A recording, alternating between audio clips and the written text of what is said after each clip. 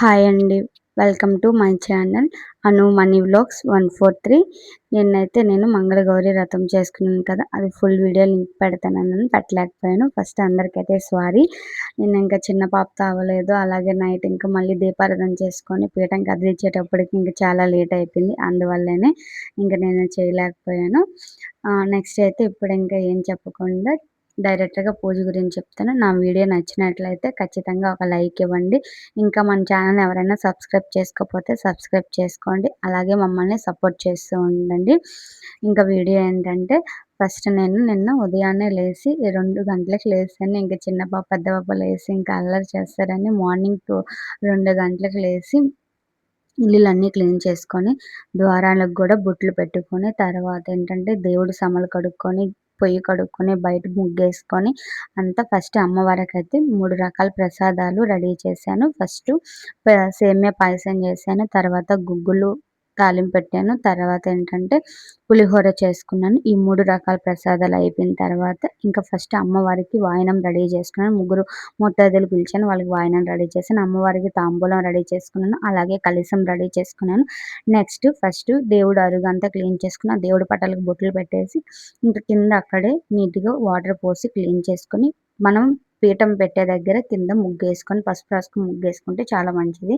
అందుకని నీట్‌గా పసుపు రాసుకొని, అప్పుడు పద్మం ముగ్గేసుకొని, తర్వాత పీటను తీసుకున్నాను. పీట కూడా నీట్‌గా క్లీన్ చేసుకొని, ఎక్కడ పొడి లేకుండా నీట్‌గా పీఠాన్ని క్లీన్ చేసుకోవాలి. క్లీన్ చేసిన తర్వాత అప్పుడు పీఠానికి కూడా ఫుల్లుగా ఎక్కడ ఖాళీ లేకుండా నీట్‌గా పసుపు రాసుకోవాలి. పసుపు రాసిన తర్వాత పీఠం మీద మళ్ళీ ముగ్గు వేసుకోవాలి. ముగ్గు వేసిన తర్వాత పీఠం చుట్టూరు ఎరుపు బొట్లు పెట్టుకోవాలి. అలాగే బియ్యపు పిండితో కూడా ముగ్గులు పెట్టుకొని నీట్‌గా పీఠాన్ని అక్కడ అమర్చుకోవాలి. పీఠం అమర్చిన తర్వాత నెక్స్ట్ దాని మీద ఒక క్లాత్ ఏసుకోవాలి. అది రెడ్ అయినా ఏదో ఒక క్లాత్ ఏసుకొని అప్పుడు పీఠాన్ని నీట్‌గా కదలకుండా అలా అమర్చుకోవాలి.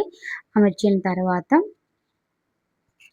క్లాత్ ఏసిన తర్వాత పటంని పెట్టుకోవాలి ఫస్టు. పటం పెట్టుకునేటప్పుడు పటం ఉత్తదే పెట్టకుండా కింద బియ్యమైనా లేదంటే తమలపాకైనా ఏదైనా ఏసి పెట్టుకోవాలి. ఇంకా నేను తమలపాకు ఏయకుండా 2 బియ్యం ఏసి అందులో కొద్దిగా పసుపు, కొద్దిగా కుంకుమ వేసుకొని అప్పుడు పటాన్ని పెట్టుకున్నాను. పటం పెట్టిన తర్వాత కలశాన్ని ఎలా పెట్టానంటే ఫస్టు ఆ పీట మీద కొద్ది బియ్యం వేసుకొని, తర్వాత ఆకు వేసుకున్నాను. ఆ తమలపాకు పెట్టిన తర్వాత దానిపైన కలశం పెట్టుకున్నాను. కలశాన్ని ఫస్ట్ ఒక ఇత్తడి చెంబు గాని, రాగి చెంబు గాని తీసుకొని అందులో ఒక గ్లాస్ వాటర్ పోసుకొని, తర్వాత ఏంటంటే కొద్దిగా పసుపు, కుంకుమ, గంధం, అలాగే పువ్వు, అలాగే ఒక కాయిన్ వేసుకొని నెక్స్ట్ మామిడి కొమ్మలు పెట్టుకొని, ఆ తర్వాత టెంకాయ పెట్టాలి. టెంకాయ పెట్టేటప్పుడు టెంకాయకి బొట్టు పెట్టుకోవాలి. తర్వాత జాకెట్ ముక్కని చిలుకలాగా చేసుకొని దాన్ని పెట్టి, తర్వాత కలశంకి గాజులు అలాగే పువ్వులు వేసుకోవాలి. వేసిన తర్వాత కలశాన్ని ఆ పటం పక్కన అమర్చుకోవాలి. నెక్స్ట్ కలశం అయిపోయిన తర్వాత దేవుడి పటానికి పువ్వులు అమర్చాను. ఫస్ట్ మల్లెపూల దండ వేశాను.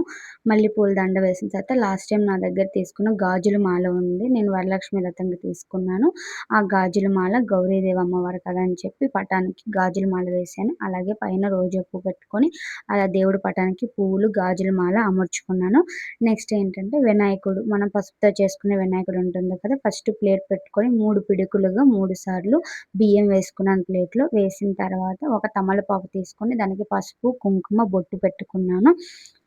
తర్వాత పసుపుతో వినాయకుడిని చేసుకున్నాను. కొద్దిగా పసుపు, వాటర్ పోసుకొని వినాయకుడిని ముద్దగా చేసుకొని పెట్టుకోవాలి. తర్వాత ఇంకో చిన్న ప్లేట్ తీసుకొని అందులో తమలపాకులు వేసుకొని గౌరీదేవిని, నా దగ్గర గౌరీదేవి అమ్మవారు ఉంది. గౌరీదేవి పీఠం మీద రాయికి మీద గౌరీదేవి అమ్మవారిని 3 తమలపాకులు వేసుకొని ఆ తమలపాకుల మీద గౌరీదేవి అమ్మవారిని అమర్చుకున్నాను. మన దగ్గర ఇలా గౌరీదేవి ఉంటే పెట్టుకోవచ్చు. లేదు అన్నప్పుడు పటాన్ని పెట్టుకొనైనా చేసుకోవచ్చు. శివుడు, పార్వతి పటం పెట్టుకోవచ్చు. నేను గౌరీదేవుంది పటము 2 పెట్టుకున్నాను. ఇంకా అమ్మవారికి కూడా పువ్వు పెట్టుకున్నాను. గౌరీదేవి అమ్మవారిని అలాగే మొన్న క్లీన్ చేసుకున్నాను చెప్పాను కదా! అప్పుడు సోమవారమే శ్రావణ మాసం రాకముందు అలాగే పెట్టాను. నెక్స్ట్ క్లీన్ చేసుకోలేదు. ఎందుకంటే ఇదో మంగళవారం కుంకుమలు అయన్నీ కడుక్కోకూడదని చెప్పి.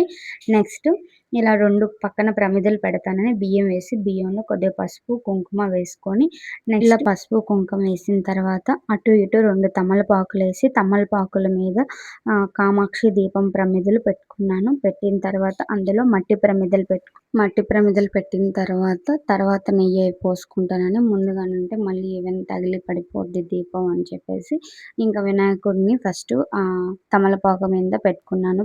తమలపాకు మీద ఫస్ట్ ఏంటంటే పసుపుతో చేసిన వినాయకుడిని ప్రతిష్ఠించుకున్నాను. అక్కడ వినాయకుడిని పెట్టిన తర్వాత ఆ పసుపు వినాయకునికి ఒక కుంకుమ బొట్టు పెట్టాను. తర్వాత చుట్టూరు పువ్వులు పెట్టాను 2 సైడ్లు. అలాగే స్వామివారికి ఎంతో ఇష్టమైన బెల్లపు ప్రసాదాన్ని పెట్టాను. బెల్లం ప్రసాదం పెట్టిన తర్వాత ఈ మట్టి ప్రమిదల్లో ఫస్ట్ కొద్దిగా కాస్త నెయ్యి పోసుకున్నాను. నెయ్యి వేసిన తర్వాత దేవుడికి ఏంటంటే 3 ఒత్తులైనా పెట్టుకోవచ్చు. లేదంటే ఒక ఒత్తు గాని 2 ఒత్తులైనా అలా వేసుకోవచ్చు. నేను 2 ఒత్తులు కలిపి ఒకటిగా చేసుకొని అందులో ఒక ఒత్తు, ఇందులో ఒక ప్రమిదలో పెట్టుకున్నాను. ఎందుకంటే చుట్టూ 2 పక్కల 2 దీపారాధన చేశానని అలా పెట్టుకున్నాను. తర్వాత పువ్వులు పెట్టుకొని అమర్చుకున్నాను. పువ్వులు పెట్టేసిన దేవుడి దగ్గర ఆ దీపారాధనకి కంపల్సరీగా కుంకుమ, పసుపుతో బొట్టు పెట్టండి. బొట్టు పెట్టిన తర్వాత దీపం దగ్గర కూడా ఒక పువ్వు పెట్టుకోవాలి. పువ్వు పెట్టిన తర్వాత ముందు 2 కలిసే చెంబులతో నీళ్లు పెట్టుకోవాలి. ఇది స్వామివారు మనకు అందులో వీడియోలో చెప్తారు ఏం చేయాలి ఏంటి అని చెప్పి. ఆ తర్వాత హారతి ఇవ్వడానికి గంట, కడ్డీలు పెట్టుకునే స్టాండ్స్ ఇవన్నీ ఇంకా అలా అన్నీ అమర్చుకున్నాను. అమర్చిన తర్వాత ఇంకా కింద ఏంటంటే పైన ఉండే దేవుళ్ళకి అన్నిటికీ ముందు దీపారాధన చేసేసి తర్వాత పూజ దగ్గర కూర్చున్నాను నేను. పూజ దగ్గర కూర్చున్నప్పుడు తాంబూలం అలా అమర్చుకోవాలి. నెక్స్ట్ ఏంటంటే వినాయక స్వామికి వస్త్రాలు పత్తి యజ్ఞోపేతం అనేసి అంటారు. అది అమర్చుకోవాలి. తర్వాత వాయనం ఇవ్వడానికి అలాగే అమ్మవారి తాంబూలము, అలాగే వినాయకునికి స్వామికి తాంబూలము, ప్రసాదాలు, పళ్ళు 3 రకాల పళ్ళు పెట్టాను. అవి యాపిల్, ద్రాక్ష, అలాగే అరటిపళ్ళు 3 రకాల పళ్ళు, 3 రకాల ప్రసాదాలు, అమ్మవారికి తాంబూలము, అలాగే ముగ్గురికి వాయనం ఇచ్చుకున్నాను. ఇదే నా పూజ అనమాట. ఇలా చేసుకున్నాను. తర్వాత స్వామివారు ఇంకా అందులో ఏం చెప్తుంటే అలాగే ఇంకా గంధంలో పాలుతో పంచామృతంతో తోరణాలు కట్టుకొని అన్నీ చేసుకున్నాను. నెక్స్ట్ పిండి దీపం చేసుకొని, పిండి దీపం ఏంటంటే మనం కథ వినేటప్పుడు పిండి దీపం పెట్టుకొని దానిపైన ఆ దీపం పెట్టి ఆ దీపం సెగ వచ్చే మసి ఉంటుంది కదా, అది కాటుకలాగా తయారైన తర్వాత అది బొట్టుగా పెట్టుకొని నెక్స్ట్ మన పిల్లలకి కానీ మనమైనా కాటుక పెట్టుకోవాలి. అలాగే మన ఇంటికి వస్తారు కదా ముత్తైదులు, ముగ్గురు వాయనం తీసుకుంటారు. వాయనం తీసుకున్నప్పుడు ఆ ముగ్గురు ముత్తైదువులకు గాను మనము ఈ కుంకుమ అదే కాటుక ఇవ్వాలి. ఇచ్చి పెట్టుకుంటే మంచిది. ఇంక ఫస్ట్ వినాయక స్వామి పూజ చేశాను. వినాయక స్వామి పూజ అయిపోయిన వెంటనే స్వామివారు వినాయకుడిని తీసి గౌరీదేవిని పక్కన పెట్టేయమంటే అప్పుడు పక్కన పెట్టేసి ఆ బియ్యం ప్లేట్ తీసేసి మనం ఇక్కడ ఎవరైనా బ్రాహ్మణులు ఉంటే బ్రాహ్మణులకి ఇవ్వచ్చు. లేదంటే నేనైతే గంగలో మొత్తం ఈవినింగ్ అయితే గంగలో కలిపేసాను. మాకు ఇక్కడ పక్కన పెద్ద చెరువు ఉంది. అందుకని అక్కడ కలిపేసుకున్నాను. ఇక్కడ మాకు ఎవరు తీసుకునే వాళ్ళు లేరు. అంతా ఇంకా స్వామి ఎవరు ఇంటికి వచ్చి చేసేవాళ్ళు కూడా లేరు. అందువల్ల ఇంకా మేము ఇలా చేసేసుకున్నాము. ఇంకా గౌరీదేవి అమ్మవారికి కూడా పూజించుకున్నాను. అలాగే కలిసి పూజ కూడా ఉంటుంది. స్వామివారు వివరిస్తారు. అప్పుడు కలిసి పూజ చేసుకోవాలి. అమ్మవారికి కూడా అక్షింతాలతో, తర్వాత పువ్వులతో, తర్వాత కుంకుమ అభిషేకం ఉంటుంది. కుంకుమతో కూడా కుంకుమ అర్చన చేసుకోవచ్చు. ఇక్కడ చూడండి మా పాప అయితే నాతో పాటు లేసేసింది.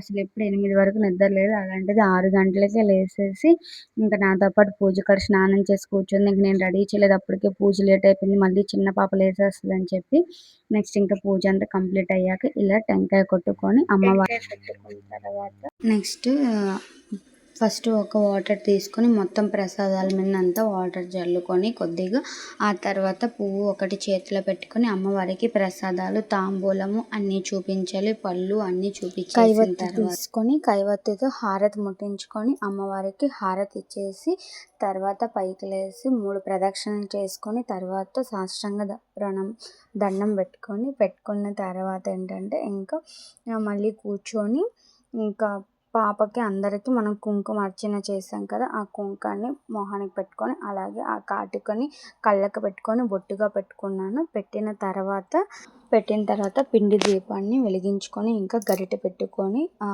కాటుక వచ్చిన తర్వాత ఇంకా కథ అంతా అయిపోయిన తర్వాత వెంటనే మా ఆయన దగ్గర ఆశీర్వాదం ముగ్గురు ముత్తైదువులు వచ్చిన తర్వాత ఫస్ట్ ముత్తైదువులకి నీట్గా ఒక పీట వేసుకొని కాళ్ళు కడుక్కోవాలి. కడిగిన తర్వాత పసుపు పూసుకొని ఇంట్లోకి రమ్మని చెప్పాలి. పిలిచిన తర్వాత ఫస్ట్ వాళ్ళకి గంధం పూసి తర్వాత బొట్టు పెట్టి తర్వాత తాంబూలాన్ని వాయినాన్ని ఇవ్వాలి. వాయినం ఇచ్చిన తర్వాత అక్షింతలు తీసుకొని వాళ్ళ దగ్గర దీవెనలు ఆశీర్వాదం అందుకోవాలి. అందుకున్నాక ఏంటంటే అమ్మవారే మన ఇంటికి వచ్చి మనల్ని దీవిస్తుంది అనిపిస్తుంది. ఇలా ఈ రోజుకైతే నేను ఇలా నా మంగళగౌరి వ్రతాన్ని ఇలా సింపుల్ అండ్ ఈజీగా ఇలా చేసేసుకున్నాను. అది దేవుడికి తెలిసినట్టుగా నాకు వచ్చినంత వరకు నేను ఇప్పటి వరకు ఇలాగ ఒక 2 years నుంచి ఇలా చేసుకుంటున్నాను. మొత్తానికైతే మా పూజ ఇలా కంప్లీట్ అయిపోయింది. నేను ఆ వాయినం వీడియో అయితే ఇచ్చింది నేను తీయలేకపోయాను. ఇంకా మా ఆయన డ్యూటీకి వెళ్ళిపోయారు, ఇంకెవరు తీసేవాళ్ళు లేరు. అందుకనేసి నేను ఆ వీడియో అయితే పెట్టలేకపోయాను. నెక్స్ట్ ఇంకా పూజ అంతా అయిపోయిన తర్వాత భర్త దగ్గర ఆశీర్వాదం తీసుకోండి. అలాగే ముత్తైదువుల దగ్గర తీసుకున్న తర్వాత ఇంకా మనకి మంగళగౌరి వ్రతం చేయడం వల్ల అంటే సౌభాగ్యము అలాగే భర్త ఆయుష్ పెరుగుతుంది. ఇది నేను కూడా ఒక 2 సంవత్సరాల నుంచి చేస్తున్నాను. మీరు కూడా ఇలా చేసుకోండి. నా పూజ ఎలా ఉందో కూడా కంపల్సరీ కామెంట్ చేయండి. ఇలాగే మా వీడియోస్ చూస్తుంటే థ్యాంక్స్ ఫర్ వాచింగ్.